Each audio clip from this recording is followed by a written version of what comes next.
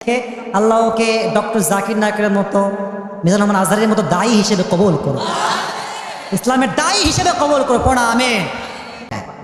যদি আমার কথা হাদিস থেকে হয়, কোরআন থেকে হয়, যদি কোনো যুবক ওয়াজের মাঝখানে উঠে যায়, ও লুঙ্গির টান ধরে আজকে বসা দেওয়া লাগবে। যুবক ভাই আমার সঙ্গে ওয়াদা করেন, সবাই মন থেকে বলেন হুজুর।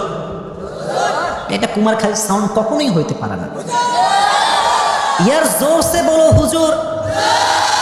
আমরা ওয়াদা করলাম, দোয়া না করে আমরা কেউ এমনি হাত তুলে বলেন যাব না, বলেন সবাই ইনশাআল্লাহ। লা ঈমান আলা লিমান লা আমান আলা। যার কথা ঠিক নাই তার ঈমানে ঠিক নাই। এখন ঈমান আপনি ঠিক রাখবেন কি রাখবেন না, the decision is totally your. সিদ্ধান্ত আপনার হাতে, রাখবেন তো সবাই ইনশাআল্লাহ। নাম্বার 1, যদি আল্লাহকে কেউ পেতে চায়, প্রথম গুণ কোরআন বলছে আত্মার পরিশুদ্ধি লাগবে। সুবহানাল্লাহ পড়বেন না? দলিল কি? কোরআনে আল্লাহ তাআলা বলছেন কদ আফলাহা মান তাযাক্কা। আলাকায়াতে আল্লাহ তাআলা বলছেন কদ আফলাহা মান যাক্কাহা। আত্মাকে পরিশুদ্ধ করেছে যে সফল হয়েছে সে। সুবহানাল্লাহ পড়েন। আচ্ছা, একজন ওয়ালি আল্লাহ, নবী নন তিনি, তার কথা কোরআনে আছে, তার নামটা কে বলতে পারে? লোকমান হাকিম। বলেন সবাই, নাম কি? সাউন্ড আবার কমে গেল যে নাম কি? তিনি কোনো নবী নন, তবে তাকে আল্লাহর এত পছন্দ হয়েছে, তার নামটা আল্লাহ নিজেই কোরআনে শুধু নাজিল করে নাই, তার নামে একটা সূরা আল্লাহ কোরআনে দিয়ে দিয়েছে। সুবহানাল্লাহ। তো লোকমান হাকিমের ব্যাপারে একটা ঘটনা আসলে, স্টোরি বলছি, ইবনু জারির আর তবারিতে আসছে এই স্টোরিটা। ঘটনা শুধু শুনলেই হবে না, কি বুঝলাম, কি শিক্ষা পেলাম, বোঝার দরকার। যুবক ভাইরা আছে না নাই? তো তার মালিককে বলল যে ইবনে জারির তবারিতে এই ঘটনাটা আসছে যে তোমার যে গোলাম আছে লোকমান হাকিম, সেটা কোনো সাধারণ মানুষ নয়। সে রাখাল হতে পারে, বাট সে যেখানেই যায় তার ভাষা এত সুন্দর, তার উইজডম, তার জ্ঞান, তার প্রজ্ঞা এত সুন্দর, সে যেখানেই বসে হাজার মানুষ তার কথা শুনতে চলে আসে দূর দূর থেকে। সুবহানাল্লাহ পড়বেন না? তো তার মালিক বলছে তাই নাকি?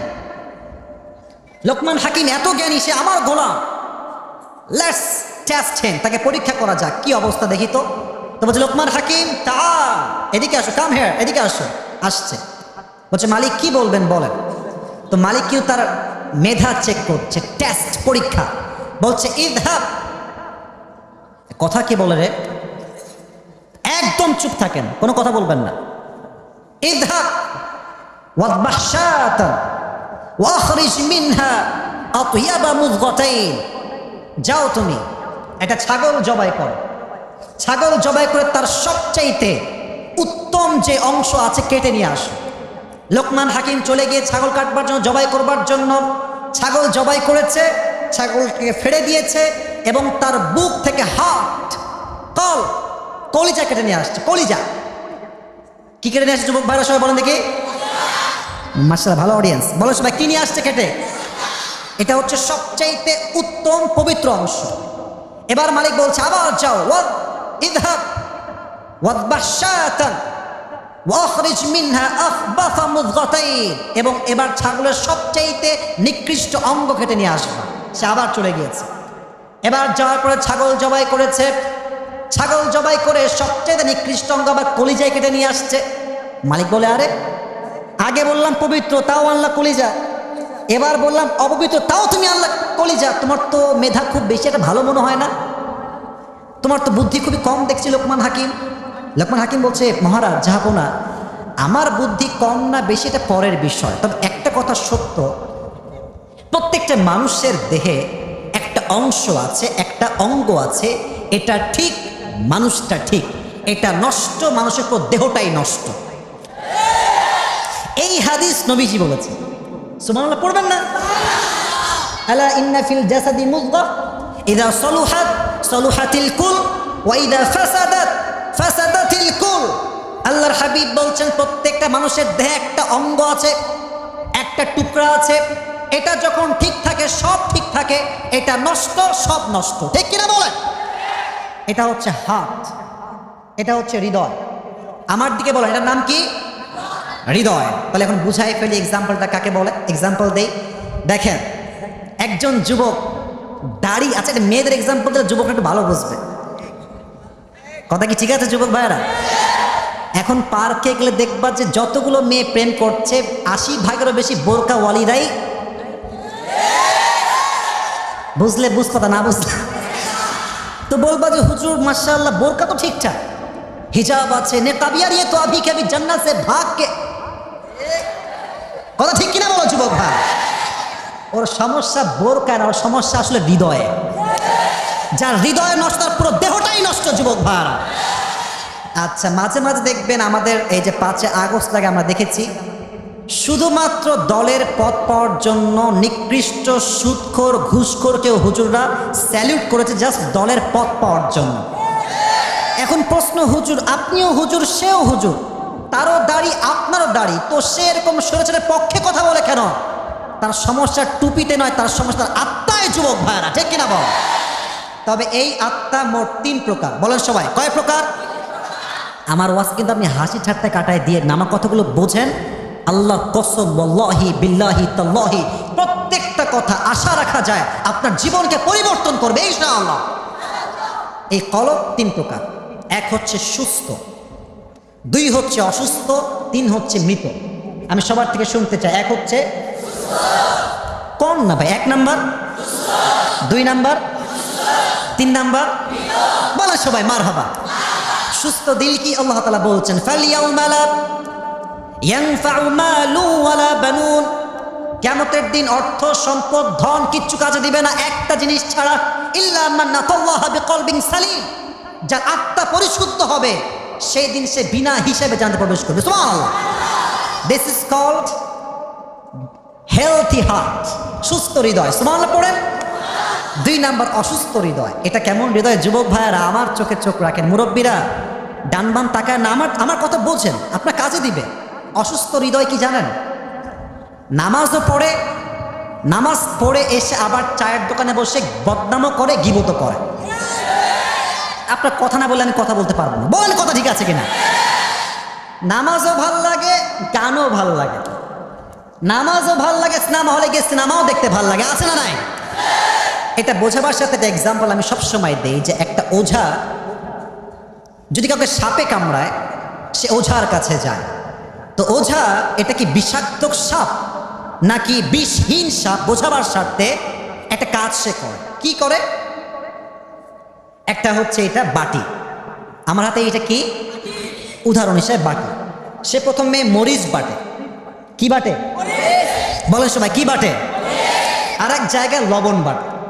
মরিচ এবং লবণ বেটে একসঙ্গে করে। তো যে পেশেন্ট, যে রোগী যাকে সাপে কেটেছে সে এদিকে আসে, বলে তোমার জিহ্বা বের করো। বের করে ওই লবণ আর ঝাল একসঙ্গে দেয়। তো রোগী যদি বলে পাইনসা পাইনসা লাগে, তাহলে ওঝা বলে মাশাআল্লাহ তোমাকে মারাত্মক সাপে কেটেছে, বিষাক্ত সাপ। কথা কি বোঝা যায়? আর রোগী যদি বলে স্যার লবণ লবণই লাগে, তাহলে সে বোঝে এটা নর্মাল বিষহীন সাপে কেটেছে। এখন মানুষের জীবনে সবচেয়ে বিষাক্ত সাপের নাম হচ্ছে ইবলিস, শয়তান। এই যখন মানুষকে ছোবল দেয়, একটা সাপ ছোবল দিয়ে মানুষের সর্বোচ্চ ক্ষতি হয়, তার জিহ্বার স্বাদ হারিয়ে যায়। আর শয়তান যখন মানুষকে ওয়াসওয়াসা দেয়, হুইসপারিং দেয়, তার প্রথম বিষের আঘাত কি হয়? ইমানটা নষ্ট হয়ে যায়। ভালো কাজ কোনটা, খারাপ কাজ কোনটা সে করলে টের পায় না যুবক ভাইরা, ঠিক কিনা বলেন? এটা হচ্ছে অসুস্থ দিল। এটা কি দিল? কথা না কইলে কেমনে বলি কি দিল এটা? আর একটা হচ্ছে মৃত দিল। কি দিল? এটা মইরা গেছে, এই দিয়ে কোনো কিছু হয় না। আচ্ছা দেখেন তো যুব ভাইয়ের দিকে আমার দিকে তাকান, যার মৃত দিল থাকবে সে কি জান্নাতে যাবে না জাহান্নামে যাবে? এটা আমার হাতে কি? জোরে আরো জোরে। এটার নাম কি? একটা অবাক করা আয়াত বলি, সবাই এদিকে তাকান চোখে চোখে। যার হৃদয়টা মরে গেছে আল্লাহ বলছে উলাইকা কাল আনআম, এরা চতুষ্পদ প্রাণীর মতো। আল্লাহ আবার বলছেন বালহুম আযাল। এটা বড় মারাত্মক আয়াত। আল্লাহ বলছেন হৃদয় মরে গেছে, এর হৃদয়টা, এই মানুষটা কুকুরের চাইতে নিকৃষ্ট মানুষ। নাউজুবিল্লাহ পড়বেন না? আমি ভাবলাম কি রে, যে আল্লাহ তাআলা বললেন আমরা হচ্ছি আশরাফুল মাখলুকাত, সে আল্লাহ আমাদেরকে কুকুরের চাইতে নিকৃষ্ট কেন বললেন? প্রশ্ন যুবক ভাইরা, আছে না নাই? এই কোরআন এমন একটা কিতাব, আল্লাহ বলছে যে এটা বোঝার জন্য চেষ্টা করবে আমি আল্লাহ তাকে বোঝার জন্য সহজ করে দিব। সুবহানাল্লাহ পড়ে। আচ্ছা, এখন বাজে রাত ঠিক 11:30। 12টায় ওয়াজ শেষ হয়। মনে করেন জাস্ট উদাহরণ হিসেবে, আমাদের এলাকায় কিছু কুত্তা আছে না? কথা বলেন, আছে না? দেখবেন 12টায় গেলে ঘেউ ঘেউ ঘেউ ঘেউ ঘেউ করে। আছে আছে আছে। তো মনে করেন আমার একটা কুত্তা আছে, তার নাম হচ্ছে টমি। তার নাম কি? টমি। তো দেখবেন রাত বাজে 12টা, তো মালিক এসে বলছে গেটের কাছে, এসে হেঁটে হেঁটে আসছে। তো কুকুর দূর থেকে চিনতে পারে না যে আমার মালিকটা আসলে আসছে। কুকুর ঘেউ ঘেউ ঘেউ ঘেউ করে অ্যাটাক করবে। যখন দেখছে আমার মালিক চলে আসছে, দেখবেন কুকুর সাইলেন্ট হয়ে যায়, মাথাটা নিচের দিকে দিয়ে ওর ভাষায় সে বলে, I am extremely sorry sir, আমি আপনাকে চিনতে পারি নাই। মাথা নত করে বলে, স্যার আপনি এবার যান। তো আল্লাহ বলছে কুকুর হয়ে তো সে মালিককে চিনল, আর আমি আল্লাহ তাআলা তাকে চোখ দিলাম, নাক দিলাম, কান দিলাম, হৃদয় দিলাম, দেহ দিলাম, টাকা দিলাম, সম্পত্তি দিলাম, বউ দিলাম, বাচ্চা দিলাম, সব দিলাম। ও সব চিনলো, আমি আল্লাহকে চিনতে পারলো না। কুকুর তো আল্লাহ মালিক চিনতে পারলো, আর এই মানুষ আল্লাহকে চিনতে পারে নাই। তাই আল্লাহ বলছে এটা কুকুরের চেয়ে নিকৃষ্ট হয়ে গিয়েছে।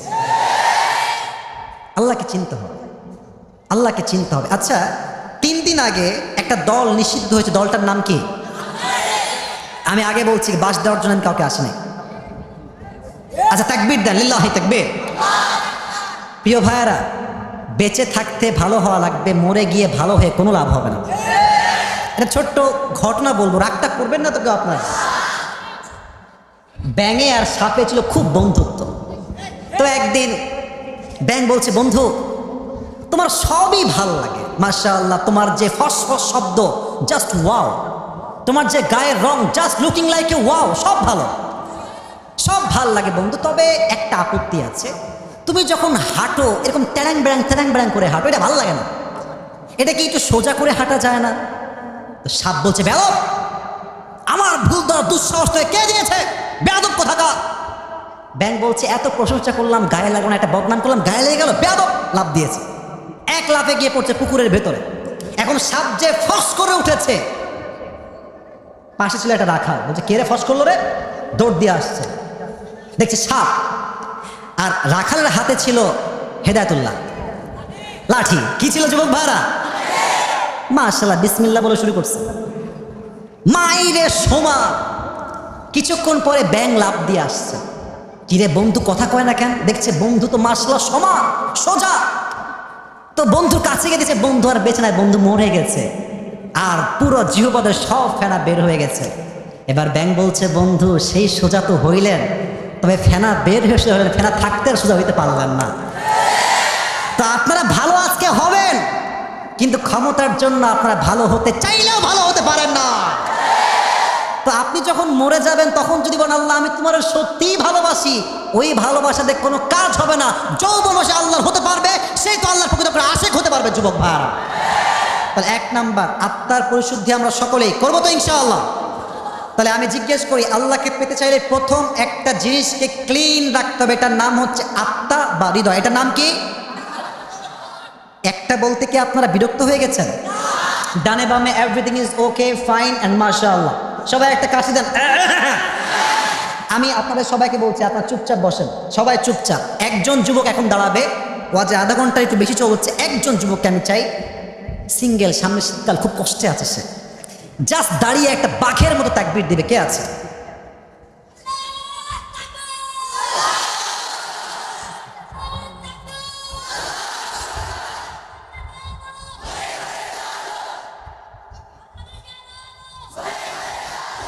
এবার তোর বউ কনফার্ম, বসে পড়, বসে পড়, বসে পড়।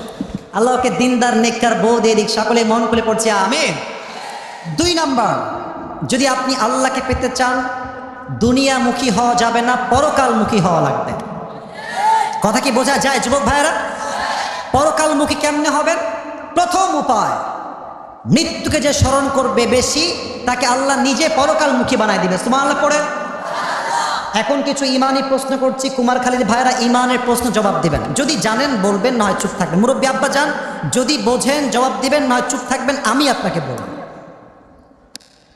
পরকাল যে সত্য, এখনই যে মরতে পারি, এটা কি বিশ্বাস আছে আমাদের? উত্তর শেষ। ইমানের প্রথম প্রশ্ন। দ্বিতীয় প্রশ্ন করছি, এটা ইমান নয়, এটা জ্ঞানের পরীক্ষা, মেধার পরীক্ষা। দুনিয়ার জীবনটা কি বেশি লম্বা না আখিরাতের জীবন বেশি লম্বা?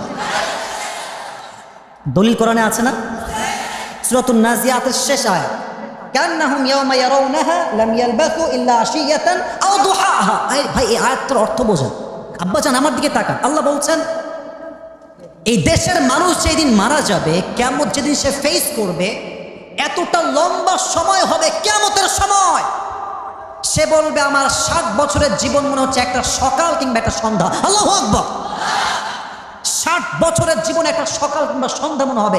Could you imagine how long time it is? কতটা লম্বা সময় হবে কিয়ামতের পিরিয়ডটা, ভাবেন না যুবক ভাইয়ারা? 3 নম্বর প্রশ্ন উত্তর দেন, দুনিয়ার জীবনটা বেশি উত্তম না আখিরাতের জীবন বেশি উত্তম?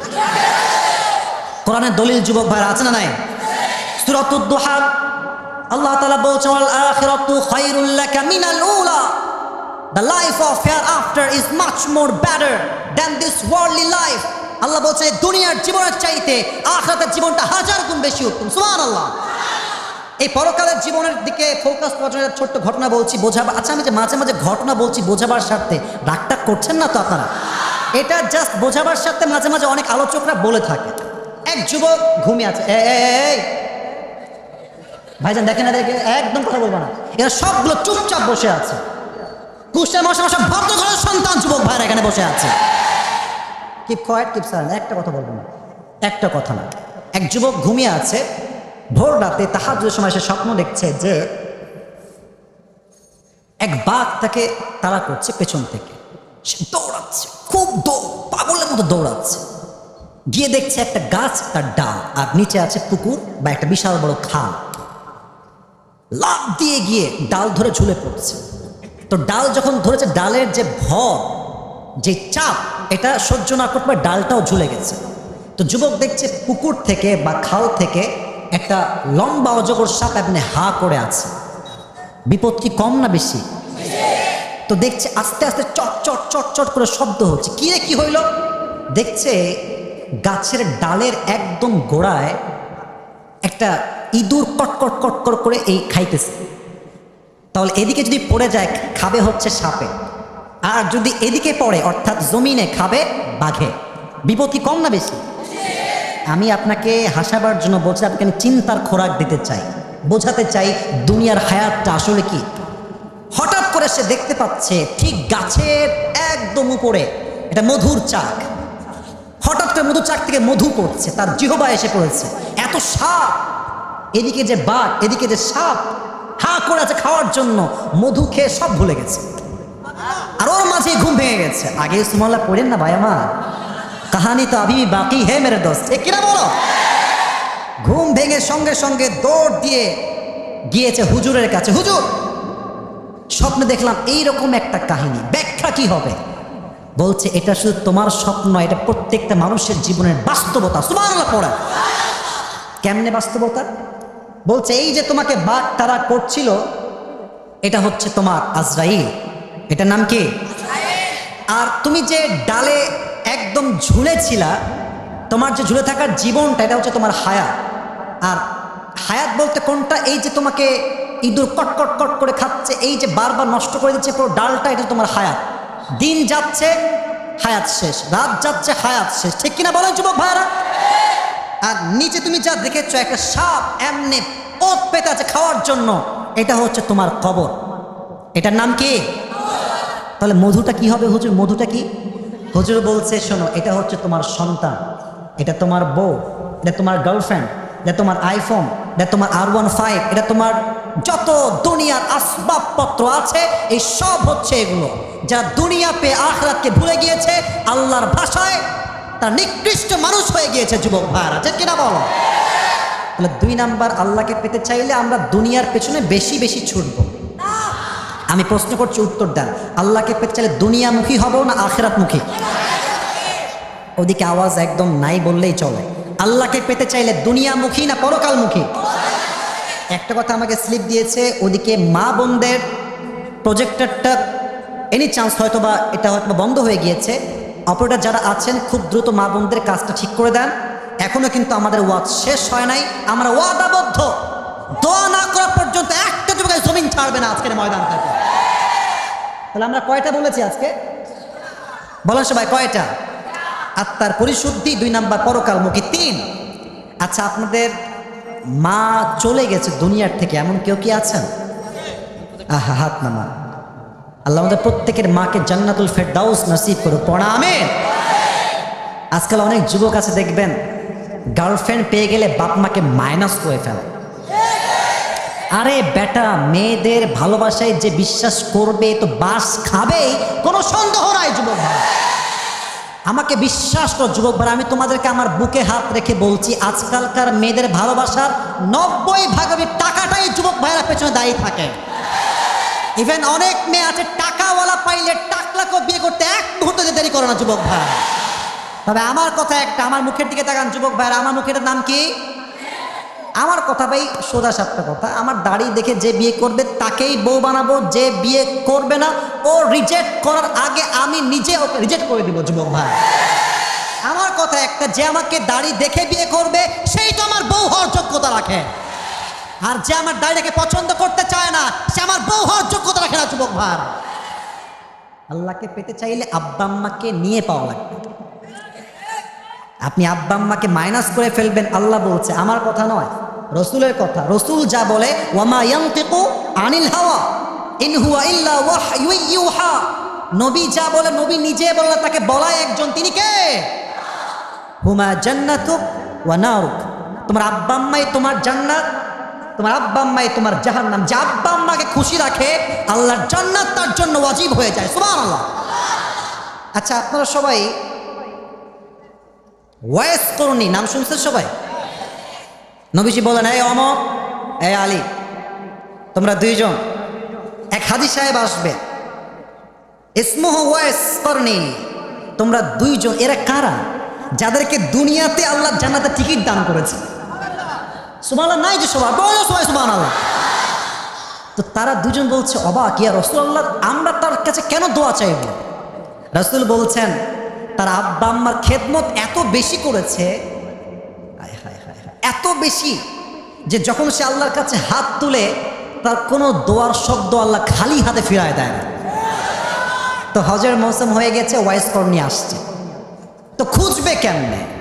ওমরে ফারুক আসছে, পুরো কাফেলা দাঁড়িয়ে আছে, বলছে, প্রিয় ভাইরা, আপনাদের মাঝে ওয়াইস নামে কেউ কি আছে? বলছে, কেউ নাই। বলছে, তার আত্মীয় কি কেউ আছে? একজন দাঁড়িয়েছে, বলছে, হ্যাঁ আমি আছি। ভাই তুমি কে? বলছে, আমি হচ্ছি ওয়াইস করনির চাচা, সে হচ্ছে আমার ভাতিজা। আমি চাচা, সে আমার কি হয়? বলেন, সে আমার কি হয়? তো বলছে, সে কোথায়? বলছে, সে অনেক দূরে ছাগল চড়াতে গেছে, ছাগল। বলছে, আমাকে নিয়ে চলো, আমাদের সবাইকে চলো, আমরা 2 জনে যাবো। দৌড় দিয়ে গেছে, ঘোড়া দৌড়িয়ে যাওয়ার পর দেখছে ওয়াইস করনি পাশে ছাগল, আর সে নামাজের মুসল্লায় দাঁড়িয়ে আছে। যখন সে পেছনে আসছে, কেউ বুঝে গেছে, খুব দ্রুত শর্টকাটে নামাজ পড়ে ফেলেছে। নামাজ সালাম ফিরে বলছে, ভাই আপনারা কে? ও তো আর জানা যায় না কে আসলে। তো ওমরে ফারুক বলছে, আনা ওমর ওয়া হুয়া আলী, আমি হলাম ওমরে ফারুক আর সে হচ্ছে আলী। সুবহানাল্লাহ পড়বেন না আপনারা? আর তার থর থর থর থর থর থর করে কাঁপছে। আপনারা আমার কাছে, ইয়া খলিফাতুল মুসলিমিন, আপনি কেন আমার দরবারে আসেন? আমাকে বললে তো আমিই ছুঁয়ে দাও আপনার কাছে। বলছে, ওয়াইস করনি, হাত উঠাও। কেন? বলছে, আমার জন্য আর আলীর জন্য তুমি আল্লাহর কাছে দোয়া করে দাও।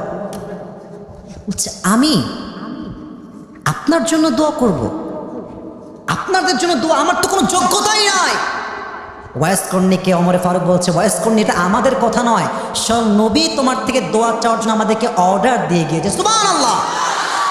আর একটা কথা বলি, এই রেওয়ায়তের ক্ষেত্রে কিছু সন্দেহ আছে, বাট বলা যায় কিছু জায়গায় এটা আসছেও বটে, যে কিয়ামতের দিন আল্লাহ বলবে, ওয়াইস করনি এদিকে আসছো, এই যে তোমার সামনে লোকগুলো আছে এরা সবাই জাহান্নামী, তুমি জাস্ট একা জান্নাতে যেও না, তোমার চোখ যেই যেই দিক পড়বে এদেরকে তোমার সঙ্গে আমি আল্লাহর জান্নাতে প্রবেশ করাই দিব। সুবহানাল্লাহ। অতএব আব্বা আম্মা ছাড়া জান্নাত পাওয়া যাবে না, আল্লাহকেও পাওয়া যাবে না, ঠিক কিনা বলেন? আমি ব্যক্তিগতভাবে দোয়া চাই আপনাদের সবার কাছে। আমার আম্মা একটু অসুস্থ, ঘাড়ে খুব ব্যথা, প্রেশার খুবই লো। আমি কথা বলছিলাম আমার সময়, এমনি দোয়া চাচ্ছি জাস্ট আপনাদের ভালোবাসার মানুষ হিসেবে, আল্লাহ আমার প্রিয় মাকে পরিপূর্ণ নেক হায়াত দান করুক না। আমিন। হারাই গেলে বুঝে আসবে, থাকলে বুঝে আসবে না। আমি কথা ভুল বলছি আব্বাজান, আপনারা বলেন আমার কথা কি ভুল হয়েছে আব্বাজান? আপনারা বলেন একটু এই কথা ভুল না ভাই। আমার মনে আছে, আমি কিন্তু ভাই 3000 টাকার চাকরি করার একজন ছেলে। আমার বেতন ছিল মাত্র 3000 টাকা, আমার এখন মনে আছে। আমি একটা বাইক চালাতাম, বাইকটা হচ্ছে ডায়াং 18, ওই যে একটা আছে না, এই যে কি ডায়াং, হ্যাঁ ডায়াংই নাম শুনছেন আপনার সবাই যুবক ভাইরা।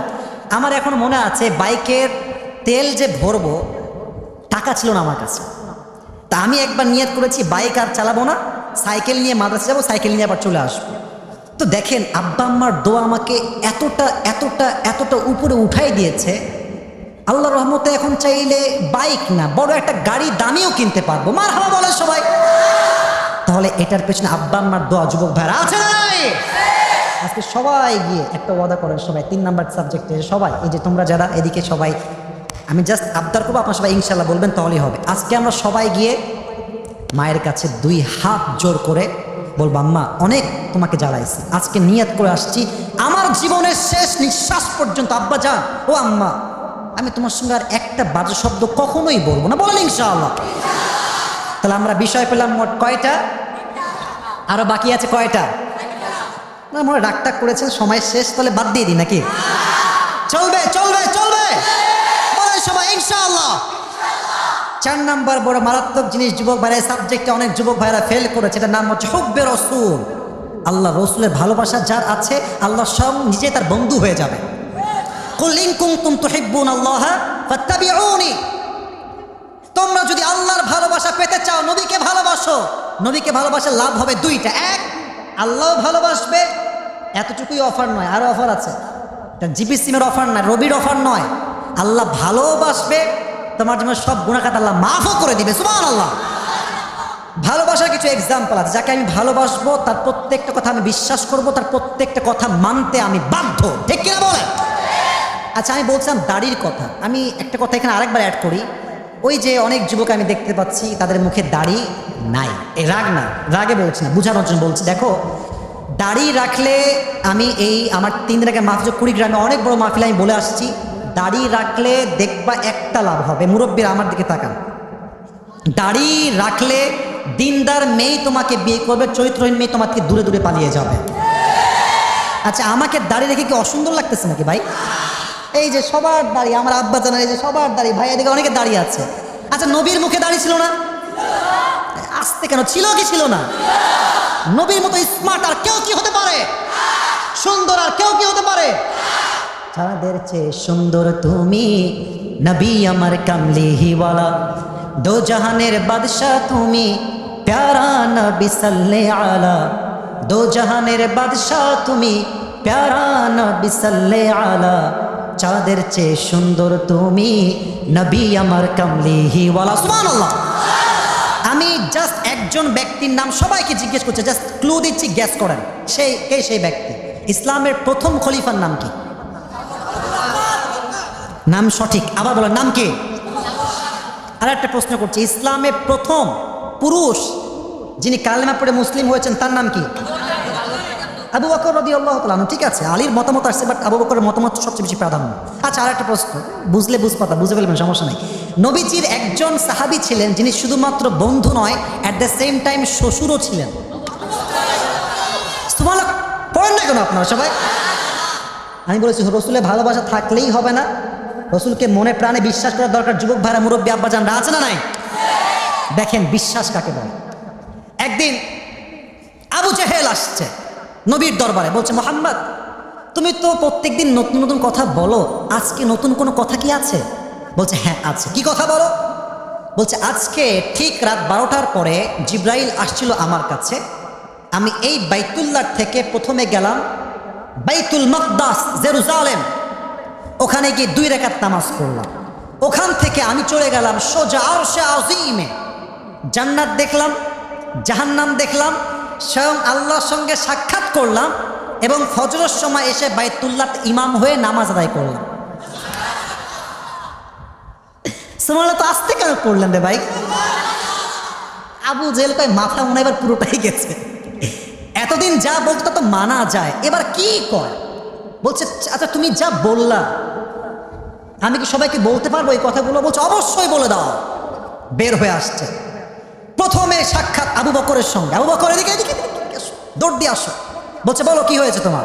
বলছে আচ্ছা তুমি আমাকে বলো তো, কেউ যদি মসজিদে হারাম থেকে বাইতুল মাকদাস যেতে চায় তার সময় লাগবে কত? বলছে যে অন এন অ্যাভারেজ 2 মাস তো লাগবে। কয় মাস? শুনি নাই বলেন কয় মাস?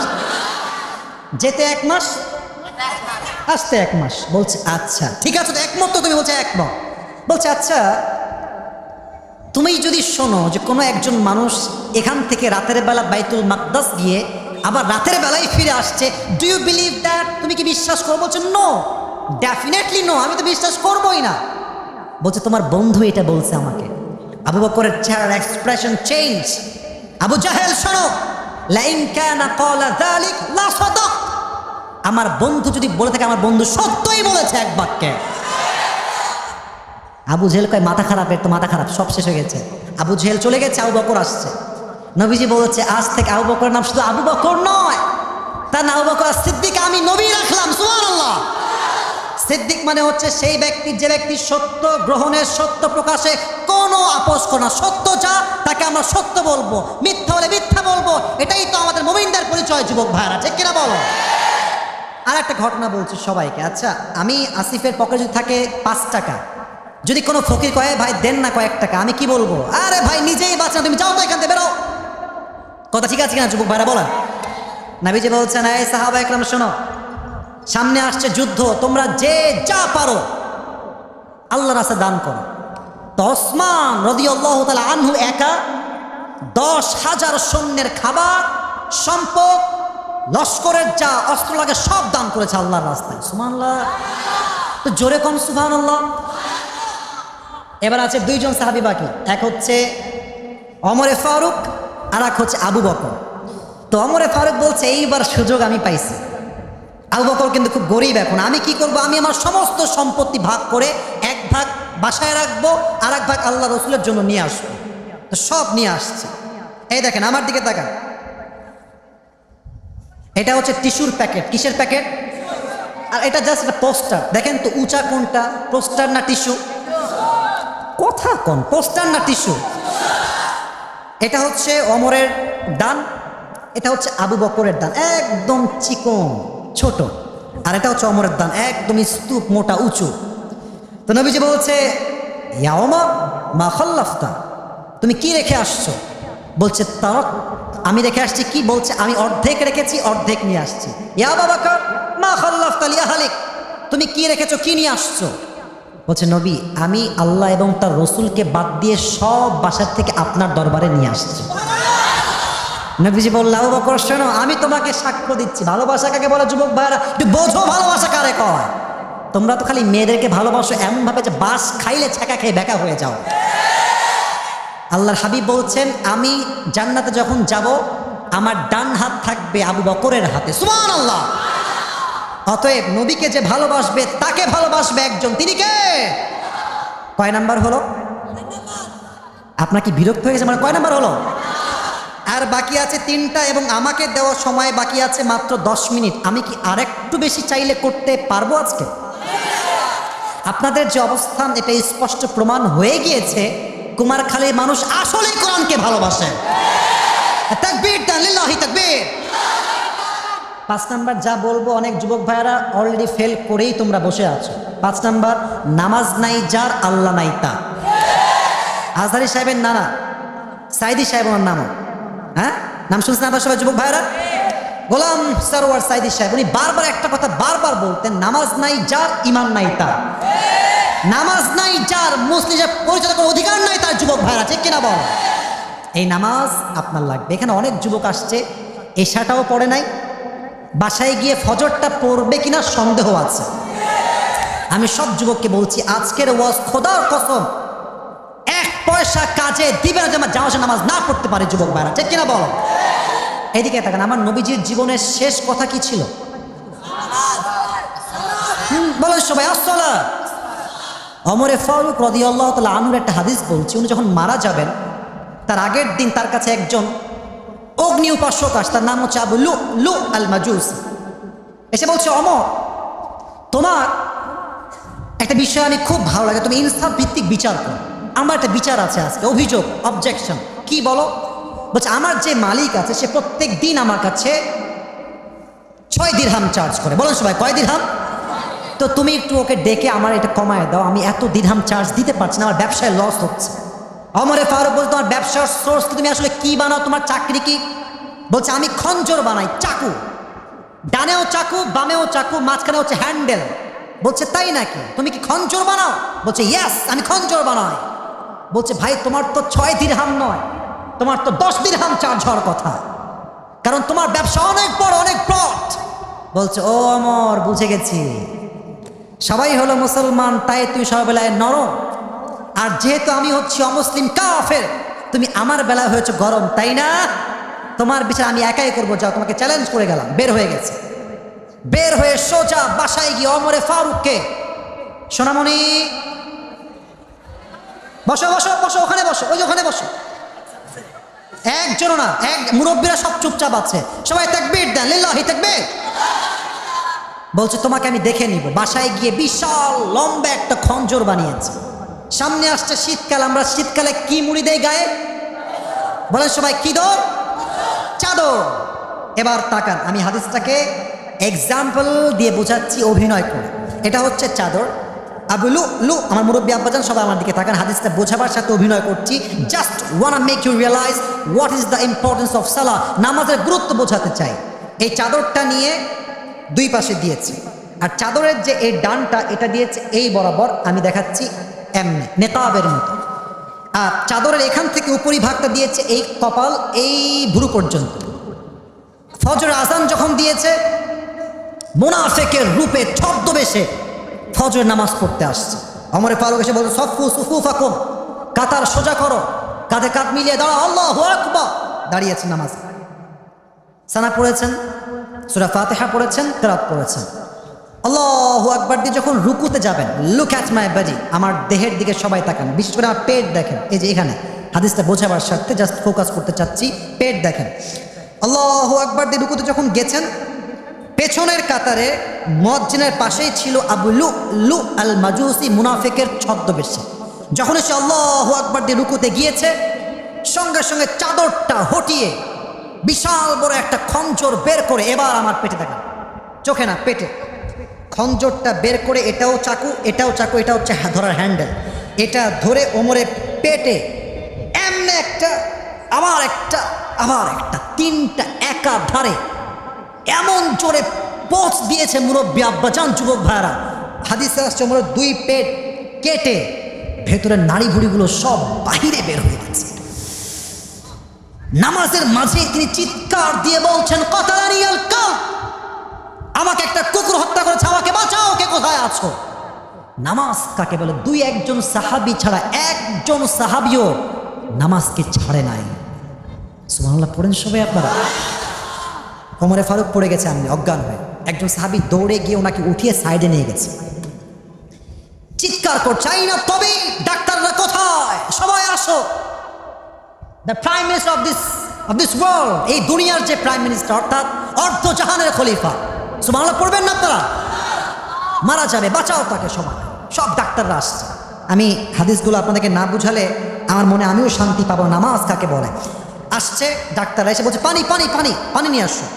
ওমর ফারুকের এই পিঠে হাত দিয়ে শুয়েছিল, হালকা উঠিয়েছে, তার হালকা মুখটা ফাঁকা করে পানি দিয়েছে।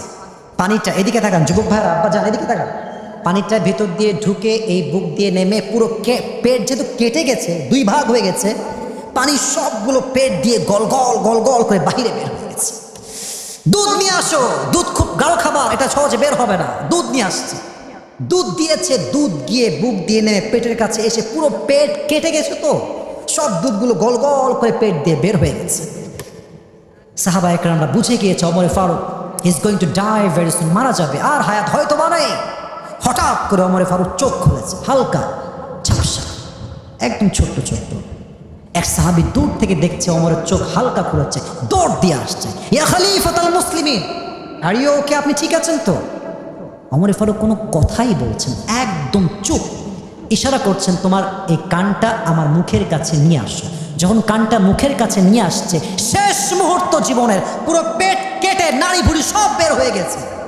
শেষ কথা জিজ্ঞেস করছে, এই আমাকে আগে বলো তো, আসল্লান নাস, আসল্লান নাস, আমাকে আগে জবাব দাও। আমি তো এই অজ্ঞান হওয়ার আগে একটা নামাজের ইমাম ছিলাম, ফজরের নামাজের ইমাম। আমি অজ্ঞান হওয়ার পরে সাহাবা একরাম সেই নামাজটা জামাতে আদায় করেছে কিনা সেটা আমাকে আগে খবর দাও। বোঝেন নামাজটাকে বলে? একটু বোঝেন, আপনি একটু ফিল করুন না। আমাদের তো সামনে শীতকাল আসছে, অনেক নামাজি ব্যক্তিও শীতকালে বেনামাজি হয়ে যায়, জাস্ট কম্বলে মুড়িতে ঘুমায়, সাত পায়, আল্লাহকে ভুলে যায়। অনেক যুবক কিনা তোমরা আছো, আমার কথা কেউ রাগ করো না, আমি কবে আসবো আর দেখা হবে কিনা আল্লাহ জানে ভালো। একটা কথা বলতে চাই, যারা 2টা 3টা পর্যন্ত টিকটক চালাও, ফেসবুক চালাও, ইনস্টাগ্রাম চালাও, চ্যাটিং করো, অনেক যুবক এতটা এতটা এতটা নিচে নেমে গেছে, সারাটা রাত চ্যাটিং করে, সারাটা রাত স্ক্রল, সারাটা রাত মুভি দেখে। কষ্টে আমার বুকটা ফাটছে। আজান যখনই দেয় তখন ঘুমিয়ে যায়। এটা কি জীবন ভাই? আমি আজান দিলে ঘুমালাম, আমার তো উচিত এশারের নামাজের পরে ঘুমিয়ে যাওয়া আর তাহাজ্জুদে উঠে আল্লাহর দরবারে হাজিরা দেওয়া। যুবক ভাই, দিস ইজ নামাজ, দিস ইজ কল্ড নামাজ। আল্লাহ বলছেন ফাসজুদ ওয়াক্তারিব, নামাজে সেজদায় লুটিয়ে যাও, তুমি আমার সবচাইতে নিকটতম বান্দা হয়ে যাবে। সুবহানাল্লাহ। শুধু কোরআন নয়, হাদিসও এক কথা, আকরাবু মা ইয়াকুনু আবদু মির রাব্বিহি ওয়া হুয়া সাজিদ। আল্লাহ যখন বান্দাকে দেখে যে বান্দা সেজদায় পড়ে গেছে, আমরা দেখি বাহ্যিক চোখে আমরা একটা টাইলসে সেজদা দিচ্ছি। আল্লাহ বলছে টাইলসে নয়, জমিনে নয়, আমার বান্দা আমার পায়ের কুদরতির সামনে সেজদা দিচ্ছে। সুবহানাল্লাহ। 5 নাম্বার, আল্লাহকে পেতে হলে কি লাগবে? বলো না, কি লাগবে? 6 নাম্বার, আল্লাহকে পেতে হলে ধৈর্য লাগবে। আমি আর টাইম নিব না, টাইম শেষের দিকে এই যে জুব্বাওয়ালা, মুরব্বী মুরব্বী আপনি বসেন, মাশাআল্লাহ বসে গেছে। আমরা বলেছি কয়টা মোট? জোরে বলেন কয়টা? বাকি আছে আর কয়টা? 12টা বেজে গেছে, আর 2 দিনের সময় কি নেওয়া যাবে? সবাই একটা কাশি দেন, আর তাকবীর দেন, লিল্লাহি তাকবীর। আল কোরআনের আলো। দেখেন ওয়াজ উঠেছি কিন্তু 10:45, মানে ভাইবটা দেখে মনে হচ্ছে এমন যে ওয়াজ মানে আমি কেবলই শুরু করলাম। এটার নামে কুষ্টিয়ার জমিন। আল্লাহ কবুল করে পড়া আমিন। 6 নাম্বার, যে আল্লাহকে পেতে চায় তার জীবনে ধৈর্য ছাড়া কোনো গতি। এদিকে দেখান, ডান হাত বাম হাত, ধৈর্য এবং আল্লাহ দুইটা হচ্ছে একনিষ্ঠ। যার ধৈর্য আছে তারই আল্লাহ, যার ধৈর্য নেই তার আল্লাহ কখনো হবেই না। ঠিক কিনা বলেন? সফলতা এবং ধৈর্য দুইজন সহোদর ভাইয়ের মতো। যে ধৈর্যশীল হবে তাকে আল্লাহ নিজে সফল বানাই দিবে। সুবহানাল্লাহ। ইয়া আইয়ুহাল্লাযীনা আমানু ইসতাঈনু বিস-সাবরি ওয়াস-সালাহ ওয়া you believe, seek the help of Allah subhanahu wa ta'ala with 2 things. Number 1 is the salah, number 2 is patience.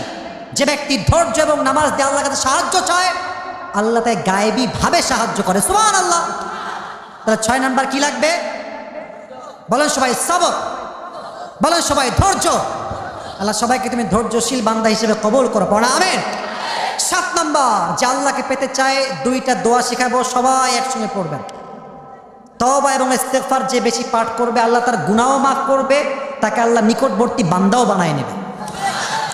সবাইকে পড়তে হবে। সবাই পড়েন আস্তাগফিরুল্লাহ। পেছন থেকে আওয়াজ, ইয়ার मैंने सुना नहीं तुम लोगों की आवाज। সবাই একসঙ্গে পড়েন আস্তাগফিরুল্লাহ। একদম ছোট, ফুল পড়তে হবে না। 1 নাম্বার আস্তাগফিরুল্লাহ। আরেকটা পড়াচ্ছি, পড়েন সবাই আল্লাহুম্মা গফিরলি। মুখস্থ হয়েছে সবার? আরেকবার পড়াচ্ছি, লাস্ট। আচ্ছা এটাই না, এটা এখান থেকে পড়েন, আমি পড়াচ্ছি তার জন্য না, এই যে এখান থেকে তওবা হয়ে যাবে কিন্তু মন থেকে। আস্তাগফিরুল্লাহ মানে হচ্ছে আল্লাহ আমি তোমার কাছে মাফ চাই, পড়ুন আমিন। এবার মন থেকে কোন আস্তাগফিরুল্লাহ। এবার আরো মন থেকে কোন আল্লাহুম্মা গফিরলি।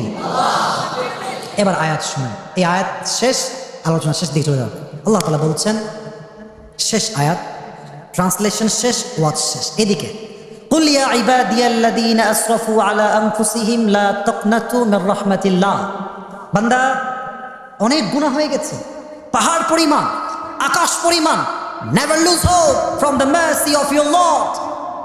Never be frustrated, don't be upset forever. কখনো তুমি কষ্ট পেও না, হতাশ হয়ে যেও না। হাত তোমার রবের দরবারে তোলো, কি ফায়দা হবে? ইন্নাল্লাহা ইয়াগফিরুয যুনুবা জামিআ। বান্দা যখন দুইটা হাত তুলে ক্ষমা চায়, তার চোখের পানি যখন পড়ে নাকের ডগায় আসার আগে তার জীবনের সমস্ত গুনাহ খাতা আল্লাহ নিজেই মাফ করে দেয়। Indeed and verily Allah will forgive all the sins of your life, whatever you have committed in your past. আল্লাহ অতীতের জীবনের সমস্ত গুনাহকে মাফ করে দিয়ে আত-তাইবু মিনাজ যামবি কামান লা যামবালা, আল্লাহর হাবিব বলেন তওবাকারী ব্যক্তি একজন নিষ্পাপ মাসুম বাচ্চার মতো হয়ে যায়। আরেকবার পড়েন সবাই আস্তাগফিরুল্লাহ। একটু জোরে বলেন না। এই যে মুরব্বী বলছেন আব্বা জানি তোকে যে শেষ ভালো যার সব ভালো তার, পড়েন সবাই আস্তাগফিরুল্লাহ। এবার এই হাতটা right hand, put your right hand on your heart, এই যে বুকে রাখেন, এই যে বুকে আব্বা জান মুরব্বীরা সবাই বুকে রেখে এবার পড়েন আস্তাগফিরুল্লাহ। আরেকটা দোয়া পড়বেন সবাই, পড়েন আল্লাহুম্মা গফিরলি। আমি বাংলা বলবো, আপনার হাত ছড়াবেন না, কেউ হাত ছড়াবেন না প্লিজ, কিপ ইট কন্টিনিউ, হাত রাখেন সবাই, আমি বলি আপনার করবেন। বলেন সবাই আল্লাহ। ওরে ভাই জবান খুলে কোন আল্লাহ। আজকে এই কুষ্টিয়া তোমার খালির জমিনে তোমার কাছে আমি মন খুলে তওবা করছি। ও আল্লাহ, তুমি আমার জীবনের সমস্ত গুনাহ খাতা মাফ করে দাও। ও আল্লাহ, তুমি আমাকে তোমার নবীর সচ্চা আশিক প্রকৃত প্রেমিক হিসেবে আমাদের সবাইকে কবুল করে নাও। সবাই হাত নামায় পড়া আমিন। আল্লাহকে পেতে চাইলে লাগবে মোট কয়টা? বসে পড়ো, এখনই না, এখনই না, বসে পড়ো, আগে বসে পড়ো, বসে পড়ো।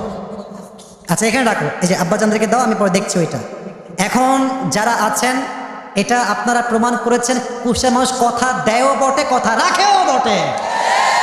সাতটা আমি জাস্ট রিপিট করছি, কে টুপি নিবেন ডিসাইড করে ফেলেন। আমি যে কোনো একজনকে সুযোগ দিব, যারা দাঁড়াবেন যে কোনো একজন সুযোগ পাবে। আমি জাস্ট বলে দিচ্ছি, আপনার মুখস্থ করেন সবাই আরেকবার। প্রথম বলেছিলাম আল্লাহকে পেতে চাইলে কি পরিষ্কার হতে হবে? আত্মা বা অন্তর। যার হৃদয় পরিষ্কার তার আল্লাহ নিজেই বন্ধু হয়ে যাবে, সুবহানাল্লাহ। 2 নাম্বার কি বলেছিলাম, কে বলতে পারে? পরকালমুখী। বলেন কি মুখী হতে হবে যুবক ভাইরা?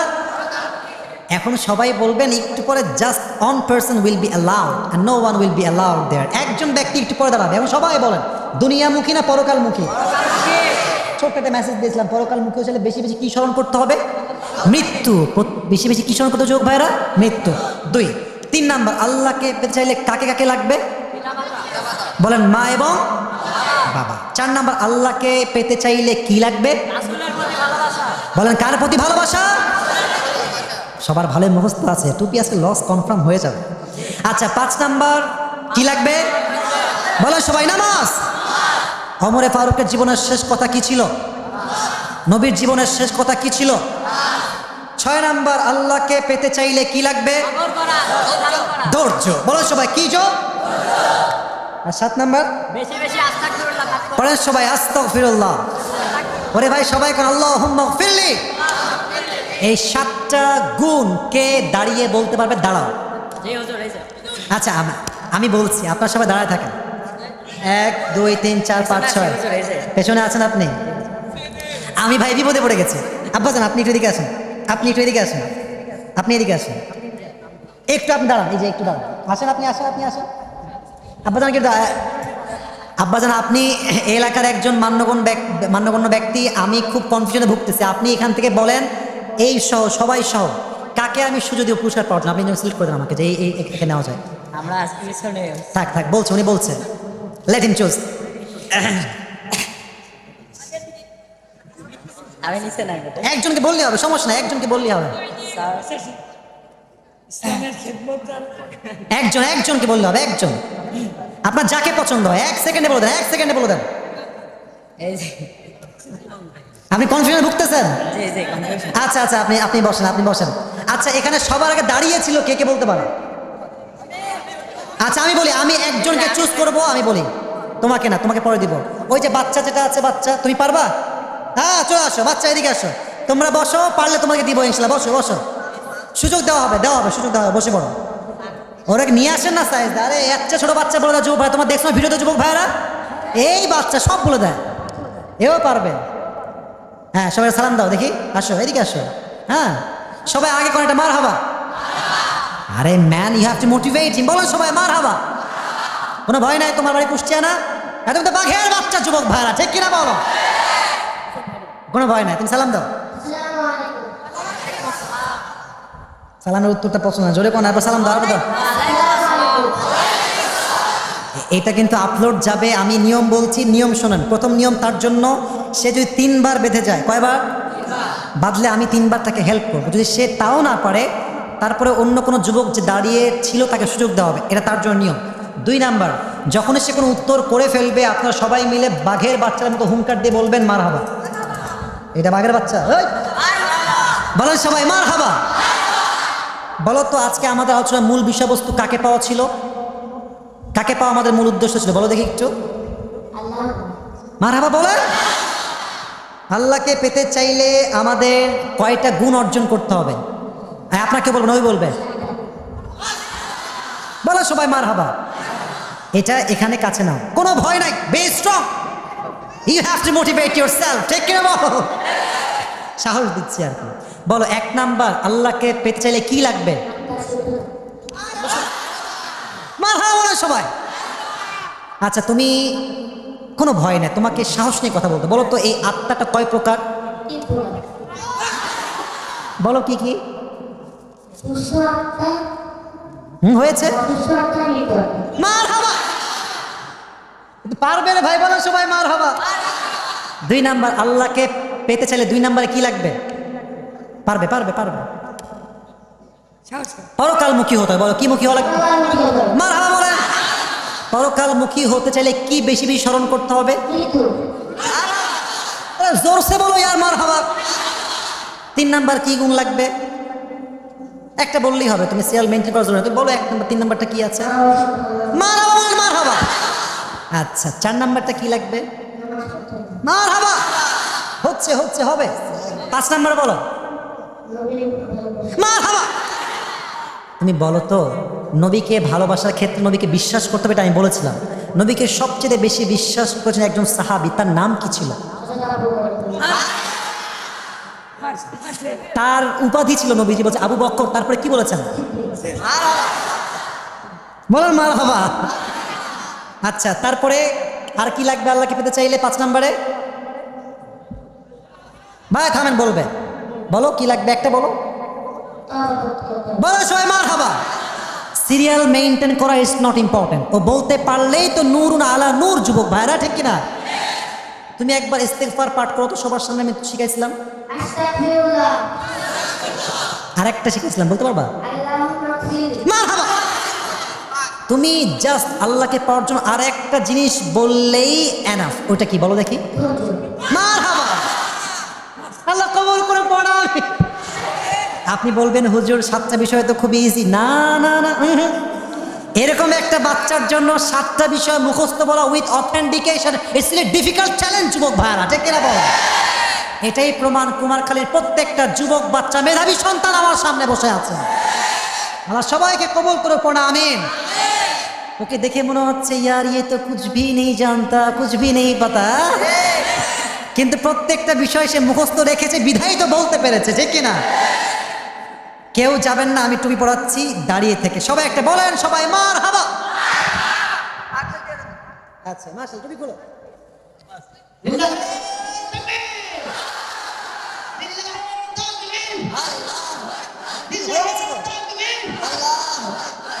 ওকে মাইকটা দেন, পরিচয় দিবে, পরিচয় দিবে। তোমার নাম কি? মাশাআল্লাহ, তুমি কিসে পড়ো? ক্লাস 4-এ পড়ে। ছোট্ট মরিচ ঝাল বেশি। আল্লাহ কবুল করে পড়া, আমিন। আর টুপিটা লাকিলি, ফর্চুনেটলি তার কপালে হয়ে গেছে। এবং আমি দোয়া করি সবাইকে সামনে রেখে